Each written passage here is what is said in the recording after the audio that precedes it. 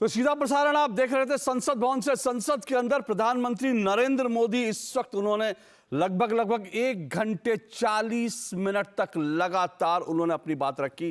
धन्यवाद प्रस्ताव पर चर्चा का जवाब दे रहे थे, लेकिन प्रधानमंत्री का जो भाषण था बहुत अहम था, क्योंकि 10 साल की एक तरह से उन्होंने अपनी सरकार की उपलब्धियां तो गिनाई ही, साथ साथ देश कैसे बदला इन 10 सालों में, भारत कैसे बदल गया, और ये उन्होंने बात की। और भविष्य का भारत कैसा होगा, इसको लेकर भी प्रधानमंत्री नरेंद्र मोदी जी ने साफ तौर पर अपना विजन रखा। और विपक्ष पर प्रधानमंत्री नरेंद्र मोदी का जोरदार प्रहार भी रहा। प्रधानमंत्री नरेंद्र मोदी के धन्यवाद प्रस्ताव की बड़ी बातें उन्होंने कहा कि नए संसद भवन में परंपरा की शुरुआत हुई। उन्होंने सेंगोल का जिक्र किया, कहा कि ये अगले दशक में दर्शक दीर्घा में दिखेगा विपक्ष। उन्होंने विपक्ष पर जोरदार प्रहार किया और कहा कि विपक्ष अगर यह संकल्प ले चुका है कि वो विपक्ष में ही रहना चाहता है तो फिर क्या करेंगे। तथ्य और हकीकत का दस्तावेज है राष्ट्रपति का अभिभाषण, यह प्रधानमंत्री नरेंद्र मोदी ने कहा। और उन्होंने कहा कि राष्ट्रपति का अभिभाषण में भारत के 4 मजबूत स्तंभों का ध्यान आकर्षित किया गया है। उन्होंने यह भी कहा कि 4 मजबूत स्तंभों की समृद्धि और विकास पर देश की प्रगति निर्भर है। प्रधानमंत्री नरेंद्र मोदी ने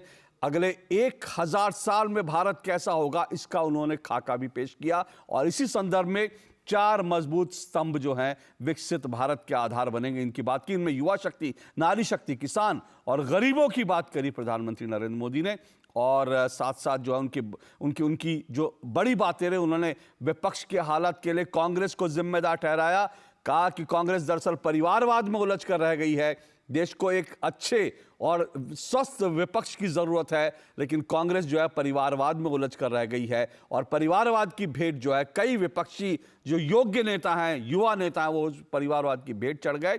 और उन्होंने कहा कि एक ही प्रोडक्ट को बार बार कांग्रेस लॉन्च करने की कोशिश करती है और उसके कारण कांग्रेस की दुकान पर ताला लगने की नौबत आ गई है।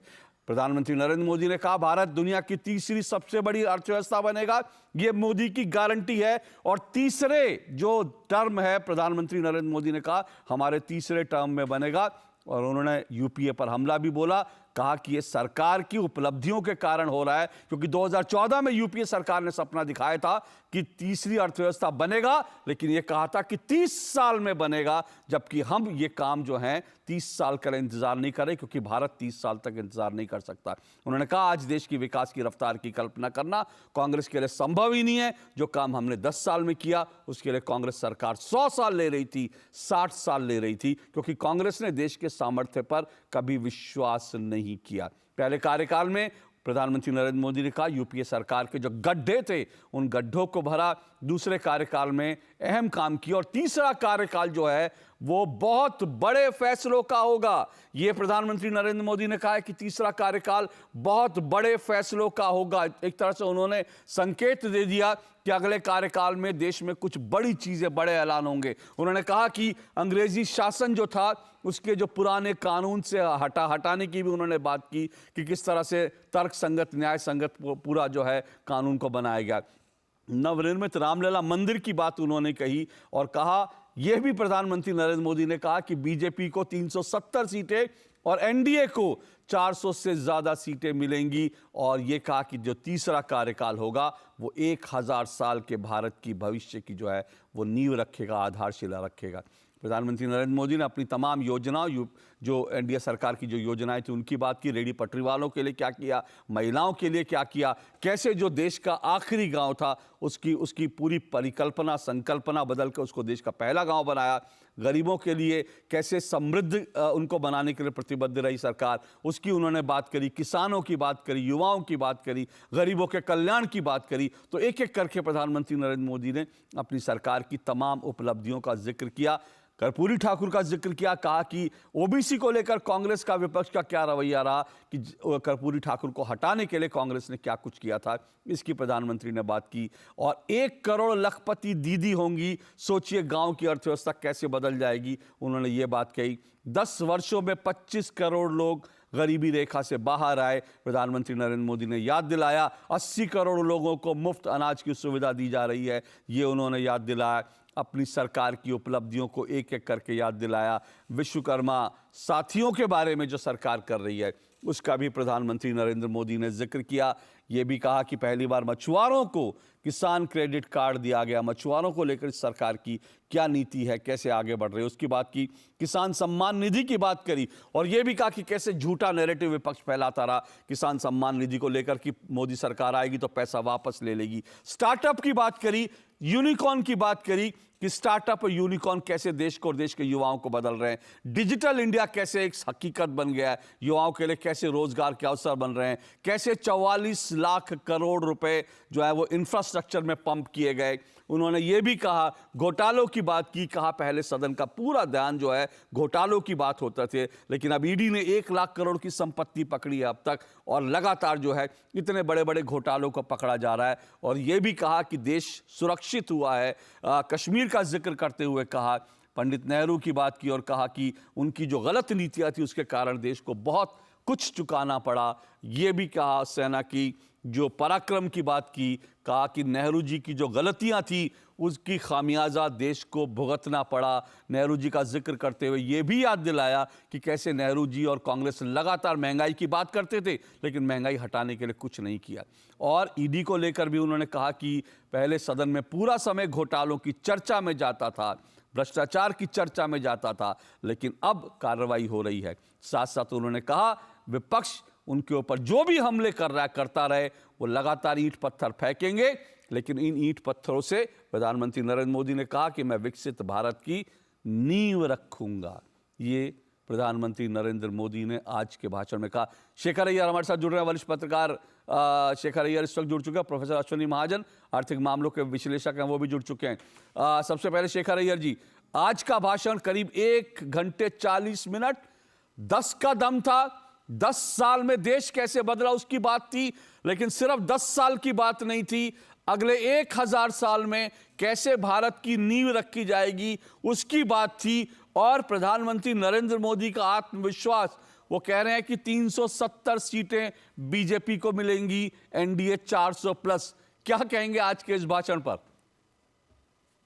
अगर एक ही शब्द में कहना है कि आज देश भर में एक जो सुप्रीम कॉन्फिडेंस है, जो उम्मीद बनी है, उस उम्मीद को आज प्रधानमंत्री ने संसद में उसके बारे में आज खुलासा किया है।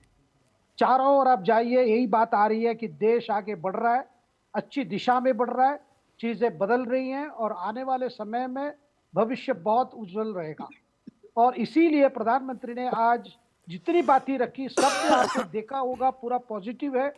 और जो आगे जो क्या चैलेंजेस हैं वो कैसे मुकाबले करेंगे, साथ में कि आज देश में कोई विकल्प नहीं है।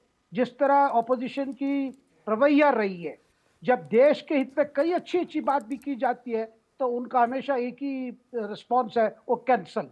ये जो कैंसल कल्चर, और दूसरी तरफ सरकार अपने जितने वचन दिए हैं वो सारे कार्यान्वित करने में जब लगे हुए हैं, एक एक बात, एक एक चीज इतनी कष्ट से, इतनी पूरे कमिटेड से, उस कमिटमेंट के कारण आज देश भर में जो माहौल है वो कॉन्फिडेंस का माहौल है, होप का माहौल है और एक प्रकार से आत्मविश्वास हर वर्ग का है आज कि आने वाले समय हमारे लिए बहुत ब्राइट रहेगा।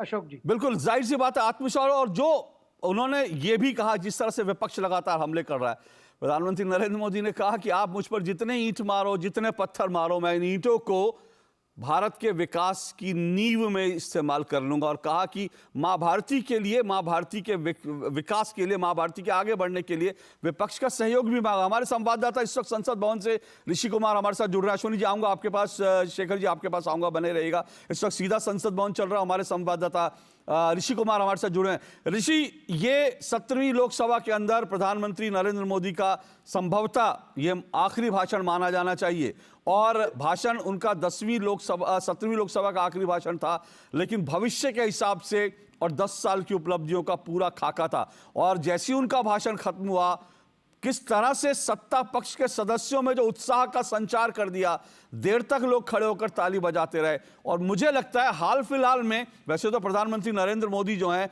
एक बहुत ही बेहतरीन वक्ता हैं, लेकिन मुझे लगता है पिछले 1 साल में या 1.5 साल में प्रधानमंत्री नरेंद्र मोदी का अब तक का शायद ये सर्वश्रेष्ठ भाषण था। देखिए अशोक, निश्चित तौर से संसद के लोकसभा में अगर हम देखें तो ये प्रधानमंत्री नरेंद्र मोदी का आखिरी भाषण ही कहा जाएगा, क्योंकि इसके बाद बजट की क्रिया में संभवतः वो न बोलें। लेकिन जिस तरीके से उन्होंने अब पूरा का पूरा आत्मविश्वास, एक तो सरकार के द्वारा की गई उपलब्धियां और जो जनता का भरोसा इस सरकार में है, इस बात को उन्होंने पूरे प्रमुखता के साथ सदन के अंदर रखा और इस बात की उम्मीद भी व्यक्त की और बल्कि इस बात का दावा भी किया कि जनता जब उनके साथ है तो आने वाले समय में वो किस तरीके से विकसित भारत का जो सपना देश का है उसको पूरा करने जा रहे हैं। उन्होंने साफ तौर से विपक्ष को, यहाँ खास तौर से कांग्रेस को निशाने पर लिया और कांग्रेस की नीतियों को, कांग्रेस के वर्तमान जो परिवारवादी जो उनकी नीतियां हैं, इसको उन्होंने सीधे कटघरे में खड़ा करते हुए कहा कि कांग्रेस अभी भी एक परिवार से आगे नहीं निकल पा रही है और लगातार उनके ऊपर जो हमला करती है उस पर उनका कहना यही था कि आप कितने भी ईंट और पत्थर मेरे ऊपर फेंक लो, मैं उन सभी को भारत की, विकसित भारत की नींव में लगा दूंगा। यानी कि उनका ये जो भाषण था, इस भाषण को अगर हम देखें तो विकसित भारत की ओर ले जाने वाले जो लक्ष्य हैं उनको पूरा करते हुए एक ऐसा भाषण माना जाएगा, ऐतिहासिक भाषण। जब हम विकसित भारत के लक्ष्य को जिस दिन पूरा करेंगे उस दिन इस भाषण को जरूर याद किया जाएगा कि कैसे उन्होंने विभिन्न अपनी योजनाओं और अपने द्वारा किए गए कार्यों के जरिए इस बात को सदन में रखा था कि हम कैसे विकसित भारत की ओर आगे बढ़ रहे हैं। और दूसरी बात जो है, उन्होंने एक बात को और रेखांकित किया कि भारत की जो गौरवशाली परंपरा है और जो हमारी संस्कृति है उसको साथ में लेते हुए और जो अब तक जिन चीजों को भारत के लोग इस बात के लिए देखा करते थे कि इस पर फैसले कब होंगे, कब इस पर बदलाव होंगे, उनको उन्होंने कहा कि इसको हमारे दूसरे कार्यकाल में लोगों ने देख लिया है। इस देश के लोगों ने खासतौर से उन्होंने धारा 370 का जो जिक्र करते हुए कहा कि यही 370, और जो मैं उसका मतलब निकाल सकता हूं, उन्होंने जनता के सामने अब सीधी अपील भी कर दी है कि उनकी पार्टी को कम से कम 370 से अधिक सीटें जनता को देनी चाहिए और उन्होंने इसको रखा भी है कि वो इसको हासिल करने जा रहे हैं। हालांकि एनडीए के लिए उन्होंने 400 से अधिक का आंकड़ा रखा, लेकिन जो पूरा का पूरा कॉन्फिडेंस पार्टी में दिखा उसके बाद, जैसे कि आपने जिक्र किया, उनके भाषण के बाद एक स्टैंडिंग ओवेशन, यानी कि पूरे के पूरे उनकी पार्टी के जो ट्रेजरी बेंचेस के जितने नेता थे सबने खड़े होकर उनका अभिवादन किया और लंबे समय तक, काफी देर तक मेजे थपथपाकर इस बात का उन्होंने आह्वान किया कि उनके नेतृत्व में जो आगामी चुनाव के लिए हम बढ़ रहे हैं उसमें किस तरीके से पार्टी उनके साथ खड़ी है। जाहिर सी बात है, ये कह रहा हूं कि यही महत्वपूर्ण बात है, इसको समझने की जरूरत है कि चुनाव जो है, प्रधानमंत्री नरेंद्र मोदी ने कहा 100 से कम दिन है, चुनाव के माहौल में देश चला जाएगा, लेकिन ठीक उससे पहले कितने आत्मविश्वास से भरे नजर आ रहे हैं प्रधानमंत्री, इसकी उन्होंने बात करी, ये उन्होंने दिखाया और साथ साथ देश को भी एक भरोसा दिया, देश को बताया कि मैं देश के लिए क्या कर रहा हूं, मेरी सरकार क्या कर रही है और देश की जनता में प्रधानमंत्री नरेंद्र मोदी का क्या भरोसा है, इसकी बात भी की। और इसीलिए उन्होंने ये जो सामंजस्य है जनता के साथ उनका, उसको उन्होंने कई बार अपने शब्दों में रेखांकित किया। अश्विनी जी, ये एक बहुत बड़ा इंपॉर्टेंट पड़ाव है जो उन्होंने कहा प्रधानमंत्री नरेंद्र मोदी ने। अभी हम ये, क्योंकि बजट सत्र हमने बात भी करी थी, ये इंटरिम बजट है, लेकिन प्रधानमंत्री नरेंद्र मोदी ने ये पहले भी कहा था कि भाई उस वक्त जो 2014 में जो देश की आर्थिक स्थिति थी उसको लेकर उन्होंने कहा कि हम चाहते तो श्वेत पत्र लाते, लेकिन उससे देश की अर्थव्यवस्था और खराब होती, देश की छवि खराब होती, लेकिन बहुत सारी चीजें थी जो देश के सामने नहीं आई। उन्होंने कहा पहला जो टर्म था वो जो यूपीए सरकार के गड्ढे थे उन गड्ढों को भरने में लगा, दूसरे टर्म में इंपॉर्टेंट काम किए गए और इंपॉर्टेंट डिसीजन लिए गए, लेकिन जो तीसरा टर्म होगा वो बहुत बड़े फैसलों का होगा। क्या प्रधानमंत्री संकेत दे रहे हैं, क्या कुछ पढ़ पा रहे हैं इसमें आप? देखिए 2014 में जब ये सरकार आई उस समय देश, जैसे हम बार बार कहते हैं कि मोस्ट फ्रेजाइल 5 में तो था ही, इतनी तेजी से महंगाई बढ़ रही थी उस समय, 2 डिजिट में जैसा कि बात आई 11, 12, 13% तक महंगाई गई। उसका कारण था कि total mismanagement of the economy, जिसको कहते हैं, इतनी गलत तरीके से इकोनॉमी को चलाया जा रहा था। और जब 2007-8 की मंदी आई अमेरिका में, उस समय इतना अनाप शनाप खर्च किया गया जिसका कोई कारण नहीं था, जिसके कारण जो फिस्कल डेफिसिट था बहुत ज्यादा बढ़ गया और महंगाई हमने देखी कि बहुत तेजी से बढ़ी। और दूसरी तरफ इतना भ्रष्टाचार था कि मात्र 5 सालों में दिए गए ऋण 5 गुना हो गए। आप समझ सकते हैं कि वो उधार किसको दिए गए, कैसे दिए गए, और जिसके चलते आगे आने वाले समय में लगातार उनकी भुगतान नहीं हुआ और वो जी। एनपीएस हो गए। एनपीएस होने के बाद जो बैंकिंग व्यवस्था जो लड़खड़ा गई, उसके कारण कोई नया निवेश हो ही नहीं सकता था। बैंकों के पास उधार देने की कैपेसिटी भी नहीं बची थी। तो ऐसे में इस उस स्थिति से, जैसा कि बताया कि पहले जो खड्डे भरे वो ये खड्डे थे कि पहले तो इकोनॉमी की फिस्कल मैनेजमेंट को ठीक करना, और उसके बाद जो जो गलतियां हुई हैं, जो करप्शन हुई है, उसको उसको बिना ये कहे कि हमारी बैंकिंग व्यवस्था इस समय बहुत, ऐसे भी कह सकती थी सरकार की भी बैंक खत्म हो गए हैं, अब इनको इनके इनके रिवाइवल का कोई तरीका नहीं है, और ये सब उन्होंने किया, ये भी कह सकते थे, लेकिन नहीं किया। और एक बैंकों को पुनः खड़ा करने की कोशिश हुई। आप देख रहे हैं कि हालांकि लोग कुछ भी कहें कि इतने लोगों को ऋण माफ कर दिए गए, माफ नहीं किए गए, उनको उनको केवल उस जो बैलेंस शीट से हटाया गया है ताकि साफ दिखे बैंकों की बैलेंस शीट। और आप सोच करके हैरान हो जाएंगे कि मात्र 1.25 लाख करोड़ रुपया दिया गया बैंकों को, बैंकों से ही उधार लेकर के दिया गया, और उसकी 8,000 करोड़ रुपया उसकी हर साल की देनदारी है सरकार की। लेकिन उसके कारण पहले ही साल 8,700 करोड़ रुपए का डिविडेंड सरकार को मिला, दूसरे साल 13,800 करोड़ रुपए का डिविडेंड मिला, और ये डिविडेंड लगातार बढ़ता जा रहा है। पिछले साल 1.25 करोड़ रुपया बैंकों ने कमाया। और बैंकों के जो शेयर हैं, जो सरकार ओन करती है, सरकार उसकी मालिक है, तो सरकार के एसेट्स कितनी तेजी से बढ़े, कोई शेयर 10 रुपए का, 20 रुपए का, 50 रुपए का हो गया था, वो 4 गुना, 10 गुना इस प्रकार से वो शेयर बढ़ गए। कहने का अभिप्राय यह है कि इन 10 सालों में जिस प्रकार से जो मिसमैनेजमेंट 2014 से पूर्व का बिल्कुल। था, उसको ठीक करते हुए अर्थव्यवस्था को ऐसी स्थिति में लाना और इन्वेस्टमेंट के लिए क्लाइमेट तैयार करना, हाँ। और एक वैश्विक अर्थव्यवस्था अपने आप को उस लेवल पर लेके आना कि हम 5वीं अर्थव्यवस्था इस बन बात गए। को और भी अगले इस बात 3 को भी सालों में शायद समझना जरूरी है, जिसका प्रधानमंत्री ने जिक्र किया। 44 लाख करोड़ रुपया जो है वो इंफ्रास्ट्रक्चर में पंप इन किया गया। किस तरह से ये इकोनॉमी को, अर्थव्यवस्था को कैसे बूस्टअप करता है, इसका एक वो है। लेकिन आप बने रहिएगा, मैं आपके पास लौटूं उससे पहले एक बार जरा सुनता हूं राष्ट्रपति के अभिभाषण पर, जब धन्यवाद प्रस्ताव पर चर्चा का जवाब देते हुए प्रधानमंत्री नरेंद्र मोदी ने क्या कुछ कहा। जरा उनकी एक, प्रधानमंत्री नरेंद्र मोदी की एक बाइट भी सुन लेते हैं। लगातार हम सुनेंगे क्योंकि बहुत अहम भाषण था ये प्रधानमंत्री नरेंद्र मोदी का। करीब 1 घंटे 40 मिनट तक उन्होंने जैसे एक एक मुद्दा, एक एक विषय जो विपक्ष लगातार उठाता रहा है, जिसकी तरफ प्रधानमंत्री बात करते रहे, उसका लगातार जिक्र करते रहे। तो प्रधानमंत्री ने क्या कहा सुन लेते हैं एक बार फिर। मैं आऊंगा, दोनों मेहमान मेरे साथ जुड़े हुए हैं और इसको प्रधानमंत्री की बाइट सुनने के बाद मैं लौट रहा हूं। आप कई दशक तक जैसे यहां बैठे थे, वैसे ही कई दशक तक वहां बैठने का आपका संकल्प,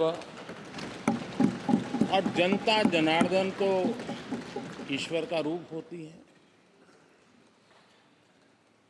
और आप लोग जिस प्रकार से इन दिनों मेहनत कर रहे हैं, मैं पक्का मानता हूं कि ईश्वर रूपी जनता जनार्दन आपको जरूर आशीर्वाद देगी, और आप जिस ऊंचाई पे हैं उससे भी अधिक ऊंचाई पर जरूर पहुंचेंगे, और अगले चुनाव में दर्शक दिशा में दिखेंगे।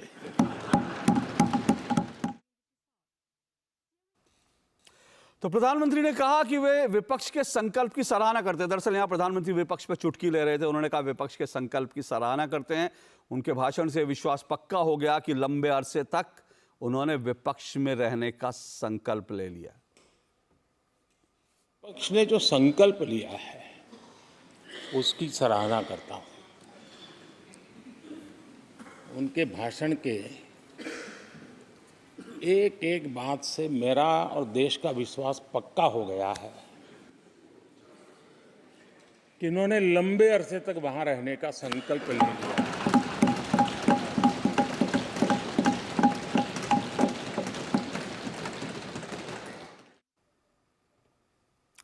तो प्रधानमंत्री ने विपक्षी दलों पर समाज को बांटने वाली नीतियों को उठाने पर घेरा। उन्होंने कहा कि कब विपक्षी दल देश को टुकड़ों टुकड़ों में आखिर कब तक बांटने की जो उनकी ये आदत है कब तक करते रहेंगे। सुनिए जरा। हो सकता है आपके यहाँ फिशरमैन माइनॉरिटी के ना हो सकता है आपके यहाँ पशुपालक माइनॉरिटी के ना हो सकता है किसान आपके यहाँ माइनॉरिटी के ना हो सकता है महिलाएं आपके यहाँ माइनॉरिटी में ना हो सकता है कि आपके यहाँ युवा में माइनॉरिटी। क्या हो गया है दादा? क्या देश के युवा जी की बात होती है? समाज के सब वर्ग नहीं होते हैं? क्या देश की नारी की बात होती है? देश की सभी नारी नहीं होती है? कब तक टुकड़ों में सोचते रहोगे? कब तक समाज को बांटते रहोगे? सब सीमा करो, बहुत तोड़ा देश को। कब तक टुकड़ों में सोचते रहोगे, कब तक टुकड़ों में बांटते रहोगे। प्रधानमंत्री का जोरदार हमला था। विपक्ष की जिस तरह से नीति रहती है समाज को बांटने की, समाज को विभक्त करने की, उस पर नरेंद्र मोदी ने हमला किया। प्रधानमंत्री नरेंद्र मोदी ने जो विपक्ष पर जिस तरह से उन्होंने लगातार ताने कसे, उन्होंने कहा कि कांग्रेस को एक अच्छा विपक्ष बनने का बहुत बड़ा अवसर मिला और 10 साल कम नहीं होते, लेकिन 10 साल में इस दायित्व को निभाने में भी वो विफल रहे। उन्होंने कहा कि एक ही प्रोडक्ट को बार बार लॉन्च करने के चक्कर में, समझा जा सकता है कि इसका क्या इशारा था प्रधानमंत्री नरेंद्र मोदी का। उन्होंने कहा कि एक ही प्रोडक्ट को बार बार लॉन्च करने के चक्कर में कांग्रेस की दुकान पर ताला लगने की नौबत आ गई। और उन्होंने ये भी जिक्र किया कि जो दुकान शब्द है ये कांग्रेस के नेता खुद कांग्रेस के लिए इस्तेमाल करते हैं, क्योंकि आपको याद है कि राहुल गांधी कहते हैं उन्होंने मोहब्बत की दुकान खोली है। उसकी तरफ प्रधानमंत्री नरेंद्र मोदी का दुकान शब्द भी जो है ये कांग्रेस वाले कांग्रेस के लिए इस्तेमाल करते हैं। सुनिए प्रधानमंत्री को। आज विपक्ष की जो हालत होगी ना, इसकी सबसे दोषी कांग्रेस पार्टी है।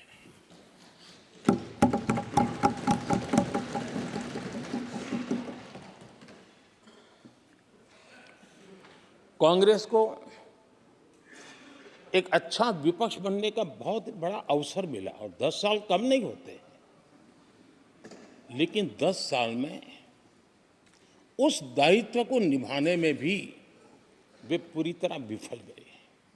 और जब खुद विफल हो गए तो विपक्ष में और भी होनहार लोग हैं, उनको भी उभरने नहीं दिया, क्योंकि फिर मामला और गड़बड़ हो जाए।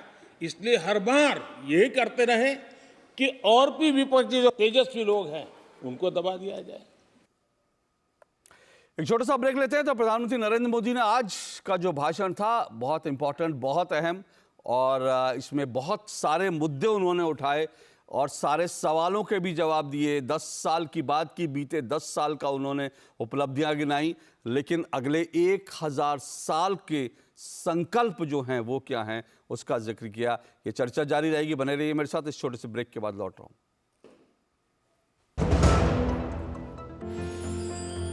साल, बरस और सदी नहीं, एक युग गुजर जाएगा।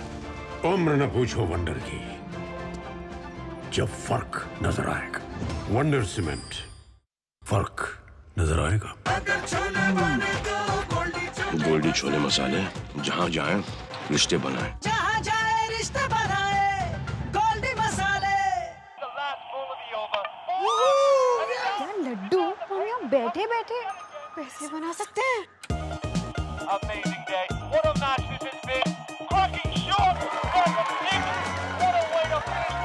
गाइस, मैं तुम्हारे बिजनेस आइडिया का बड़ा फैन हूं। अब बिजनेस चाहे जो भी, SBI का करंट अकाउंट तो चाहिए ना। SBI करंट अकाउंट से सिंप्लीफाइड बिजनेस ट्रांजैक्शंस और ग्रेट कस्टमर सर्विस। SBI, देश का फैन। हो बिजनेस बढ़ाना, गुड़िया को पढ़ाना या मिसेस के साथ वेकेशन, लो मुथूट फाइनेंस गोल्ड लोन, भरोसा इंडिया का। मुथूट फाइनेंस, भारत का नंबर 1 सबसे भरोसेमंद financial services brand. Gold loan के लिए अभी कॉल करें 1-800-313-1212। मोदी सरकार की गारंटी, हर घर पहुंचेगा नल से जल। अब तक 13.5 करोड़ से अधिक नल कनेक्शन। हमारा संकल्प विकसित भारत। साल बरस और सदी नहीं, एक युग गुजर जाएगा। उम्र न पूछो वंडर की, जब फर्क नजर आएगा। वंडर सीमेंट, फर्क नजर आएगा।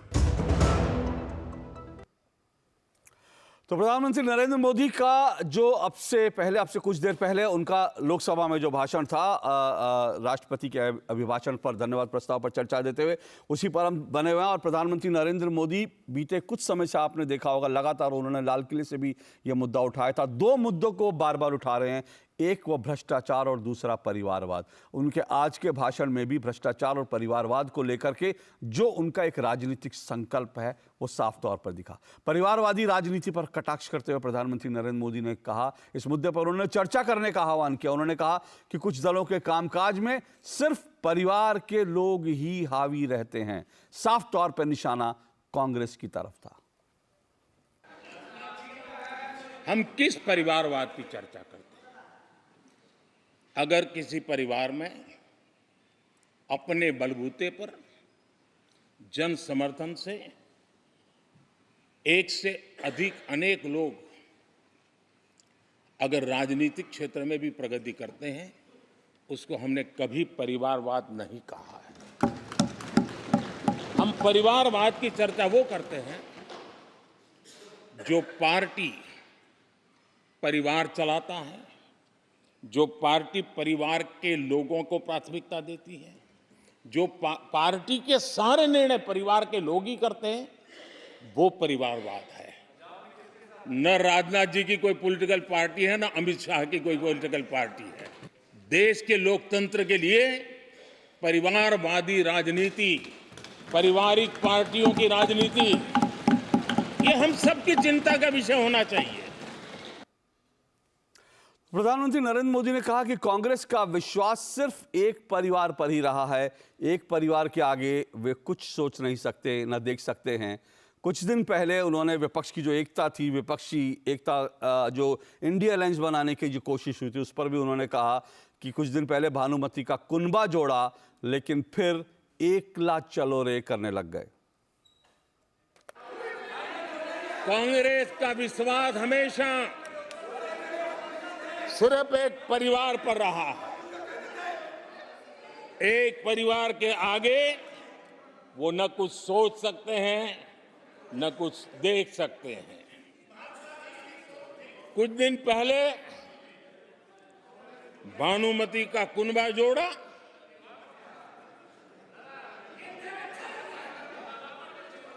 लेकिन फिर एकला चलो रे करने लग गए। कांग्रेस के लोगों ने नया नया मोटर मैकेनिक का काम सीखा है और इसलिए अलाइनमेंट क्या होता है उसका ज्ञान तो हो गया होगा, लेकिन मैं देख रहा हूं अलायंस का ही अलाइनमेंट बिगड़ गया।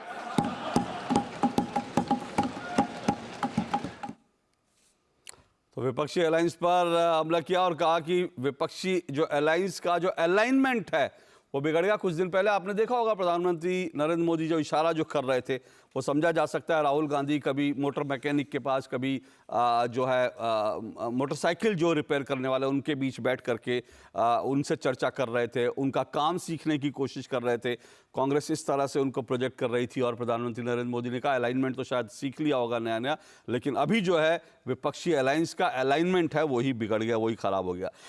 हमारे साथ शेखर अय्यर जुड़े हुए हैं, हमारे साथ साथ अश्विनी महाजन जी जुड़े हुए हैं और हमारे साथ स्टूडियो में इस वक्त अवधेश कुमार जी वरिष्ठ पत्रकार भी जुड़ चुके हैं। अवधेश जी, आपका पहला कमेंट आज के इस भाषण पर, क्योंकि देखिए दो चीजें प्रधानमंत्री नरेंद्र मोदी लगातार उठा रहे हैं और आज के इस भाषण में उनकी वो संकल्प, एक तो 2047 तक वो भारत को विकसित राष्ट्र बनाना है, वो बात तो होती है, लेकिन वो परिवारवाद और भ्रष्टाचार ये मुद्दे वो लगातार नहीं इनको छोड़ रहे। विपक्ष उनको लगातार जो है ईडी के मामले पर घेरने की कोशिश कर रहा है। आज भी हेमंत सोरेन ने झारखंड विधानसभा में कुछ इस तरह से दिखाने की कोशिश की जैसे वो बड़े क्रांतिकारी हैं और बड़ा उनको, लेकिन प्रधानमंत्री नरेंद्र मोदी ने साफ तौर पर कहा कि एजेंसियां काम करती रहेंगी और एक एक पाई पाई का हिसाब होगा, जिसने देश को लूटा है वो पैसा लौटाना पड़ेगा। देखिए, प्रधानमंत्री जो भी परिवारवाद पर, भ्रष्टाचार पर जो कुछ बोलते हैं, वो भारत को लेकर और विश्व व्यवस्था को लेकर उनके संपूर्ण चिंतन का और व्यवहार का एक पार्ट है। जैसे हम कोई बड़ा भवन बनाते हैं तो उसमें अलग अलग स्तंभ बनाते हैं कि ये स्तंभ में हमने संगमरमर डाला है, ये फलाना किया है, इसमें ये डाला है। उसी प्रकार से जो मूल बात उनके आज के भाषण में और उनके हाव भाव का था कि एक आत्मविश्वास से भरा हुआ नेता जो मानता है कि हमने देश में जो काम किया है, जो वातावरण बनाया है भारत और विश्व भर में भारत को लेकर और भारत वंशियों में, वो हमारी ताकत है और उसके आधार पर हमको अगली बार सरकार में आना ही है। और क्यों आना है और तो पीछे का काम भी आगे का काम भी, तो उसके संदर्भ में वो सारा कुछ बता रहे हैं कि समस्याएं कहां थी इस देश की, क्यों जो है 5वीं अर्थव्यवस्था के लिए हमको 44 साल 3 दशक की बात बताई जा रही थी, 11वीं होने के बाद हम तीसरे आने के लिए क्यों कॉन्फिडेंस नहीं था। तो उसके संदर्भ में परिवारवाद, भ्रष्टाचार, देश के इतिहास को तोड़ना मरोड़ना, आत्मविश्वास कमजोर करना भारत का, जिसमें उन्होंने नेहरू जी, इंदिरा जी का जिक्र किया। 2 दिन पहले उन्होंने कहा था कि हमारे देश में हमारी संस्कृति से, सभ्यता से लोगों को तोड़ो, उनको काटो, उनको भुलाओ, उनको दूर करने का हुआ। जो देश अपनी सभ्यता, संस्कृति, अतीत को छोड़ता है वो कभी विकसित नहीं हो सकता है। तो वो आज का ये पूरा भाषण आप देखेंगे तो फिर से एक भविष्य के भारत का सपना था और पहले क्या था, हम आए क्या थे, तो उस पर वो पूरा कुछ कह रहे थे। इसी में आ गया परिवारवाद, इसी में आ गया सब कुछ। जैसे एक उदाहरण लीजिए, आज जब वो बोल रहे थे तो पश्चिम बंगाल के जो सबसे बुजुर्ग इस समय सांसद है, जो बार बार अल्पसंख्यक की बात करते, उन्होंने आवाज उठा दी कि इसमें अल्पसंख्यक कहां है।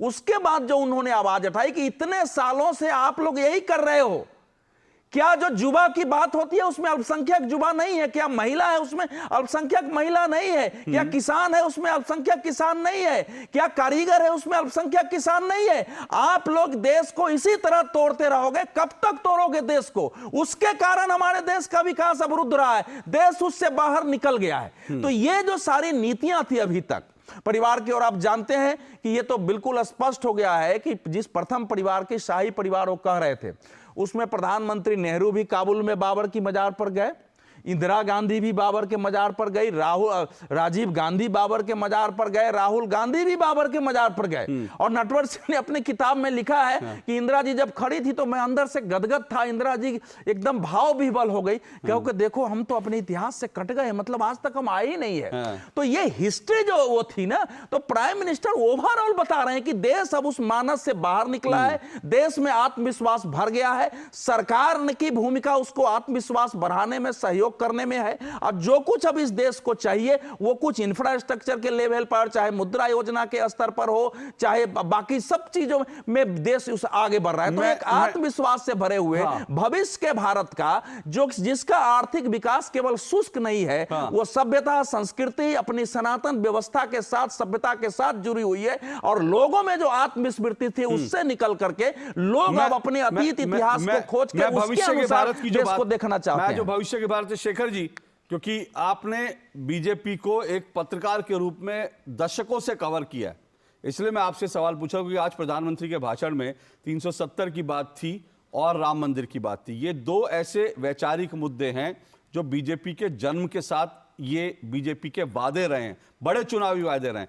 ये दोनों वादे पूरे हो चुके हैं, डन हो चुके हैं, और इसलिए प्रधानमंत्री ने दोनों का जिक्र भी किया। लेकिन जब वो ये कहते हैं कि तीसरा कार्यकाल बहुत बड़े फैसलों का होगा, तो सवाल यह है कि अब भविष्य के लिए बीजेपी के पास या नरेंद्र मोदी के पास वो कौन सा विजन है जिसकी तरफ प्रधानमंत्री इशारा कर रहे हैं, बहुत बड़े फैसले। क्योंकि बीजेपी की अब तक की जो यात्रा है उसमें यही 2 फैसले सबसे बड़े फैसले थे, अब ये 2 फैसले हो चुके, तो और कौन से बड़े फैसले की तरफ उनका इशारा है? अशोक जी, आने वाले समय में 2 बड़े बड़े चीजें होनी है। एक तो महिला आरक्षण, दूसरा डीलिमिटेशन होगा। लोकसभा की संख्या बढ़ेगी, जब लोकसभा संख्या बढ़कर मान लीजिए 700 होती है या 800 होती है, तब उसके साथ साथ अभी जो बातें चल रही है 1 नेशन 1 पोल, सारे चुनाव के एक ही समय पर होने की जो कोशिश हो रही है, उस पर कमिटी अभी गठन हुई है हमारे पूर्व राष्ट्रपति रामनाथ कोविंद जी के नेतृत्व में, वो काम कर रही है। ऐसे कई चीजें हैं संविधान को लेकर, व्यवस्था को लेकर, जिस पर अभी कुछ ज्यादा खुलासा नहीं हुआ है, लेकिन उस दिशा में कई सोच आगे बढ़ चुकी है। दूसरी बात यूनिफॉर्म सिविल कोड की बात है। इंफ्रास्ट्रक्चर को लेकर भी कैसे इंफ्रास्ट्रक्चर होनी चाहिए जो आने वाले 50 साल के लिए हमारे लिए वो व्यवस्था ठीक रही, क्योंकि इस देश में कभी ऐसा सोच कभी नहीं था कि आज से 25 साल के बाद कैसे हम किस समस्या को दूर करना होगा, आज उसके लिए क्या करना कभी नहीं रहा। अभी तक जो पहले 2014 से पहले क्या सोच थी, हर चीज एडॉक में था। और कृषि क्षेत्र को लेकर किसान, वो कह रहे थे किसान जो अन्नदाता है वो हमारे पिलर है, तो बार बार यही बात जो प्राइम मिनिस्टर के माइंड में है, किसान की जो आमदनी कैसे 2 गुण क्या 3 गुण 4 गुण कैसे हो सकती है। क्योंकि जो पहले कोशिश हुई थी फार्म बिल्स लाकर उसमें कैसे और कैपिटल इंटेंसिव करने के लिए और कैसे किसान के लिए जो आपके जो इंफ्रास्ट्रक्चर चाहिए, यानी एग्रीकल्चर इंफ्रास्ट्रक्चर, कोल्ड स्टोरेजेस हो। ऑलरेडी हम देख रहे हैं कि जो आजकल जो ट्रेन चलती है जो सब्जी वगैरह लेकर जा रही है, और बहुत सुविधाएं जो होनी है, जिसके माध्यम से कृषि क्षेत्र में आपकी इन्वेस्टमेंट भी बढ़ेगी, साथ साथ उसकी इनकम की बढ़ेगी। तो ये सारे चीजें जो चीज है जो शुरुआत हुई है, लेकिन जब सारी चीजें पूरी हो जाएगी, उसको फाउंडेशन लग जाएगी, तब जाके आप समझ पाएंगे कि इस बात का प्राइम मिनिस्टर जिक्र कर रहे थे।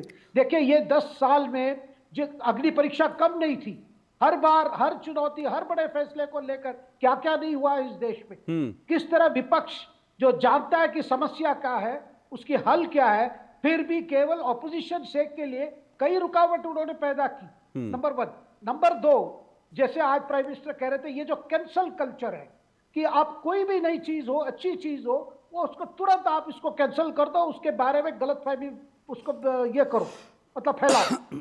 ये जो अपैया रही है नेगेटिव है, इसको सब ये करके, और जो 14वीं बात जो मैं कहना चाहता हूं, ये अग्नि परीक्षा में सबसे बड़ी अग्नि परीक्षा थी कोविड कार्यकाल। देखिए इस पिछले 5 साल में 3 साल तो ऐसे निकल गए जिसमें बड़े फैसले कार्यान्वित नहीं हो पाए, सारी चीजें डिले इसलिए हुई। लेकिन उसके बाद ये सब अगर मुकाबला करके आज इस स्थिति पर देश पहुंचा है, एक रफ्तार बन चुकी है, एक स्पीड जो पिकअप हो चुकी है, इसमें कई चीजें होंगी अशोक जी, इसमें कोई दुराई नहीं है। और कई चीजें ये जो प्रधानमंत्री की विश्वास इसीलिए है कि लोग बड़े मैंडेट देंगे, इसीलिए क्योंकि लोग जानते हैं ये सारे चीजें होना तो एक अच्छी, आपको एक टेस्टेड ट्राइड लीडरशिप चाहिए, वो लीडरशिप मोदी जी की है और किसी की नहीं है। और प्रधानमंत्री नरेंद्र मोदी जनता की आकांक्षाओं को, उनकी उम्मीदों को भी समझता है, जिसका उन्होंने कई बार जिक्र किया। लेकिन आपने भविष्य की नींव की बात की, और जाहिर सी बात है इसमें ये जो इंफ्रास्ट्रक्चर जिसकी तरफ मैंने इशारा किया था, मैं अश्विनी जी आऊंगा आपके पास, 44 लाख करोड़ जो है इंफ्रास्ट्रक्चर में पंपिंग किए गए, जिसकी तरफ प्रधानमंत्री ने जिक्र किया, मैं उस पर आऊंगा। लेकिन मुझे एक छोटा सा ब्रेक लेना, ब्रेक के बाद बने रहेगा मुझसे, मेरे साथ ये चर्चा जारी रहेगी। क्या बात है, साल बरस और सदी नहीं, एक युग गुजर जाएगा।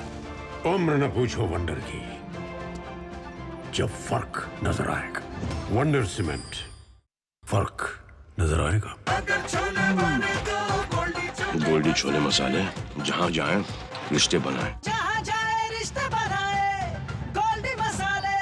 हो बिजनेस बढ़ाना, गुड़िया को पढ़ाना, या मिसेस के साथ वेकेशन, लो मुथूट फाइनेंस गोल्ड लोन। भरोसा इंडिया का, भरोसा इंडिया का। मुथूट फाइनेंस, भारत का नंबर 1 सबसे भरोसेमंद financial services brand. Gold loan के लिए अभी कॉल करें 1-800-313-1212। अरे भाई, तुम्हें तो बहुत खांसी आ रही है। चलो पास में ही आयुष्मान आरोग्य मंदिर है, दिखा दूं। जांच और उपचार दोनों मुफ्त हो जाएगा। और अगर कुछ बड़ा निकल गया तो आयुष्मान कार्ड है ना, 5 लाख तक मुफ्त उपचार कहीं भी कभी भी। मोदी जी की गारंटी है ये। तेरे पापा मेरे सामने ही बनवाए थे कार्ड। और बताऊं, मोदी जी ने प्रधानमंत्री भारतीय जन औषधि केंद्र खुलवाकर महंगी दवाइयों से मुक्ति दिला दी है हम सबको।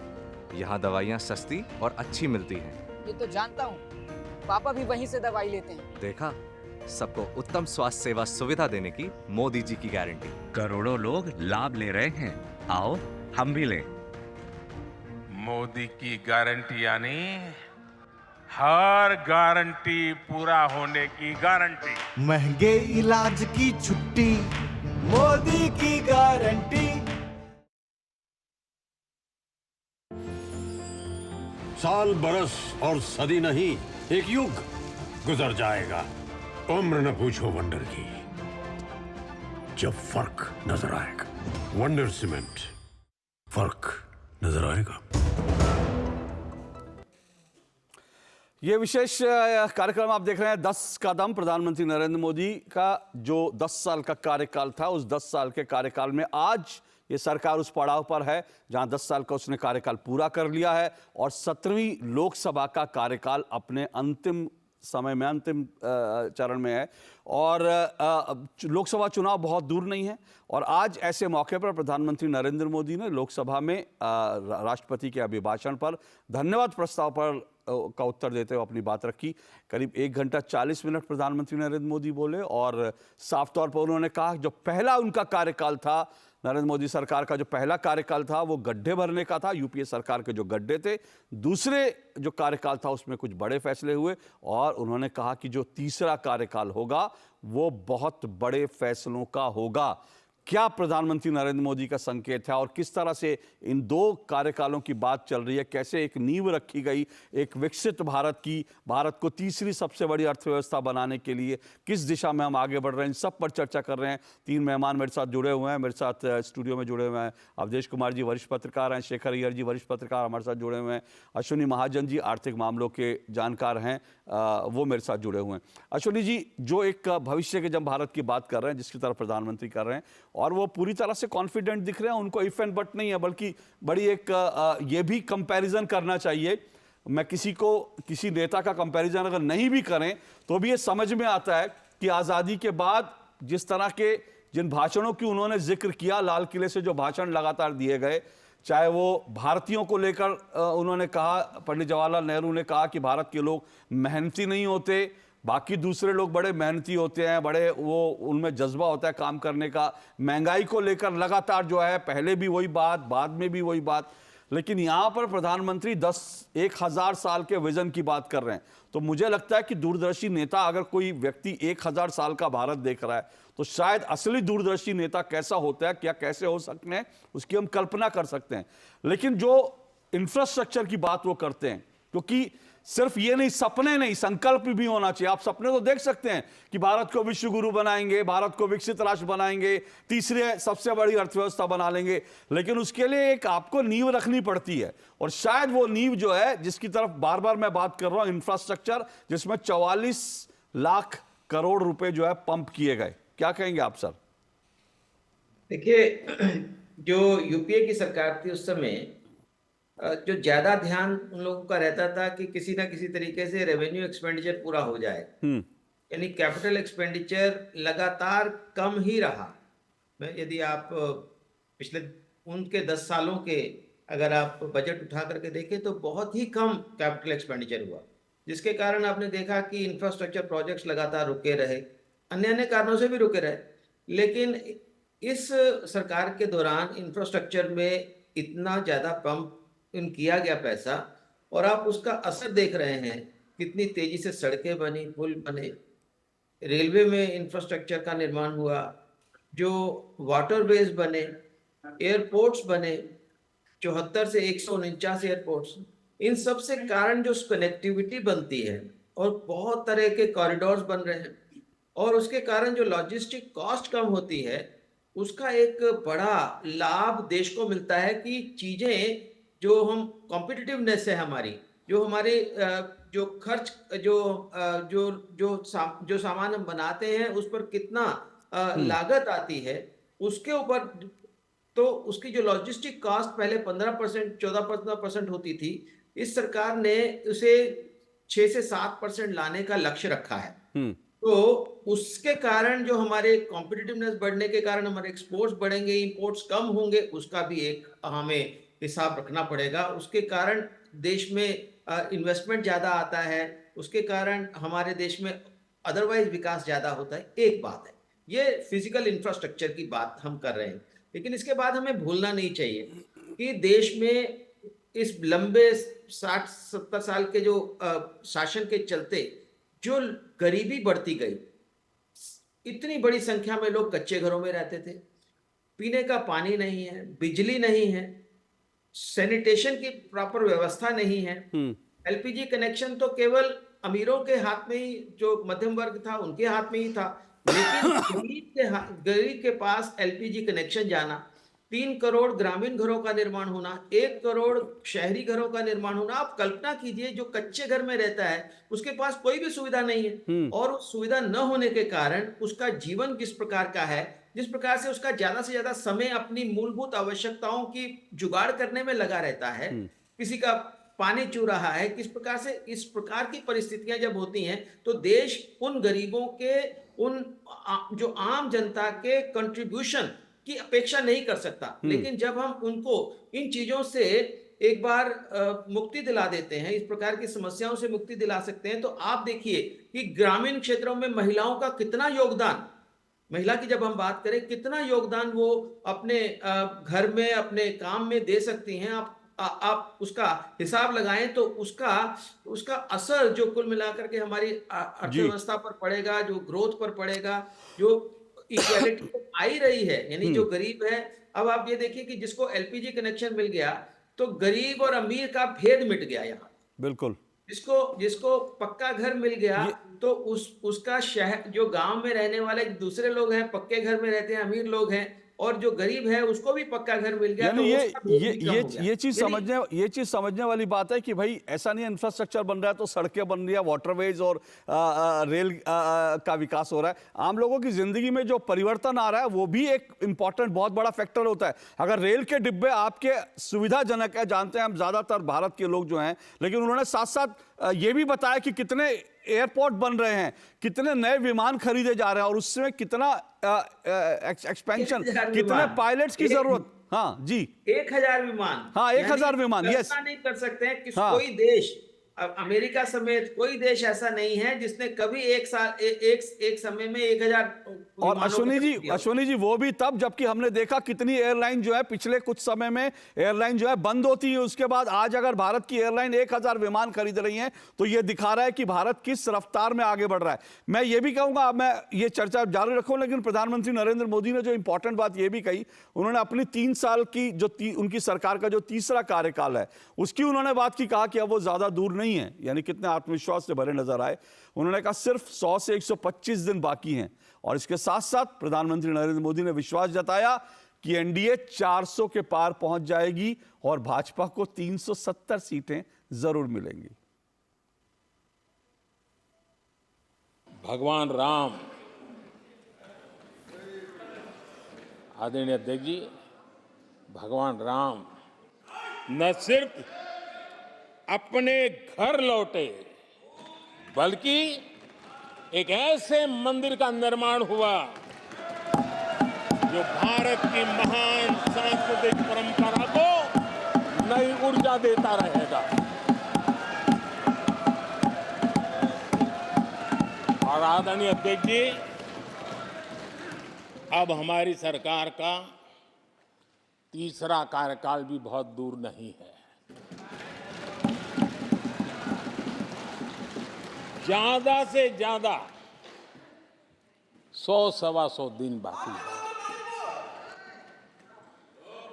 और अब की बार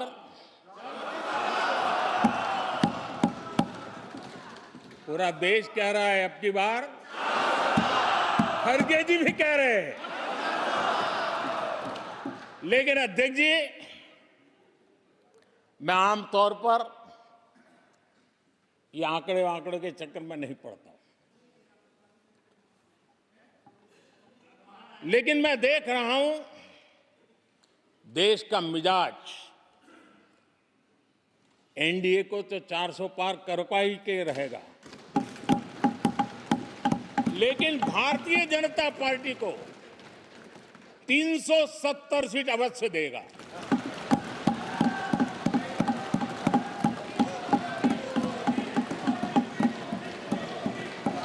बीजेपी को 370 सीट और एनडीए को 400 पार।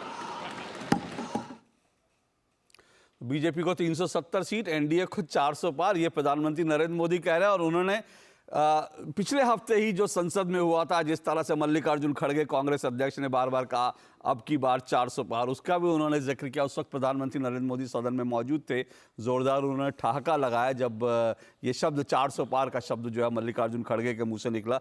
लेकिन अवधेश जी, जो नेता आमतौर पर जो नेता होते हैं वो अगले चुनाव तक देखते हैं, इससे ज्यादा दूर की दृष्टि उनकी नहीं जाती। उनको लगता है अच्छा अगला चुनाव, उसके बाद अगला चुनाव। लेकिन यहां पर प्रधानमंत्री नरेंद्र मोदी अगले चुनाव को लेकर के उनको लग रहा है कोई शंका है ही नहीं, वो पूरे कॉन्फिडेंस से भरे हुए हैं। लेकिन वो सपना देख रहे हैं, सपना दिखा रहे हैं 1000 साल के भारत का। क्या कहेंगे आप इस पे? देखिए 1984 के बाद से जो भारत की राजनीति रही है वो पूरी तरह चुनाव केंद्रित हो गई, विखंडित राजनीति बनी है। आप देखेंगे कि एक एक बजट में, अंतरिम बजट तो मैं समझता हूं कि मुझे जो याद आ रहा है, मेरे ख्याल से 1985 के 85 में भी लोग 84 के बाद ये पहला अंतरिम बजट है जिसमें इस प्रकार की कोई पॉपुलिस्ट घोषणा ही नहीं है। मैंने चुनाव में हमको जाना है तो चुनाव के लिए जो लोकप्रियतावादी घोषणाएं होती हैं उसका बिल्कुल एक अभाव, मतलब बिल्कुल है ही नहीं इसमें। ये एक पॉलिसी स्टेबिलिटी है कि हमने जो नीतियां बनाई है, जिस दिशा में बढ़े हैं उसी दिशा में आगे बढ़ रहे हैं। एक मिनट आपको रोक रहा हूं अवधेश जी, एक मिनट रोक रहा हूं, क्योंकि केंद्रीय गृहमंत्री अमित शाह सुरक्षा से परे भारत के लचीले भविष्य का निर्माण, इस विषय पर दिल्ली में ORF के कार्यक्रम में इस वक्त पहुंचे हैं। संबोधित करना उनका संबोधन सुनेंगे, सीधे आपको ले चलता हूं इस कार्यक्रम में।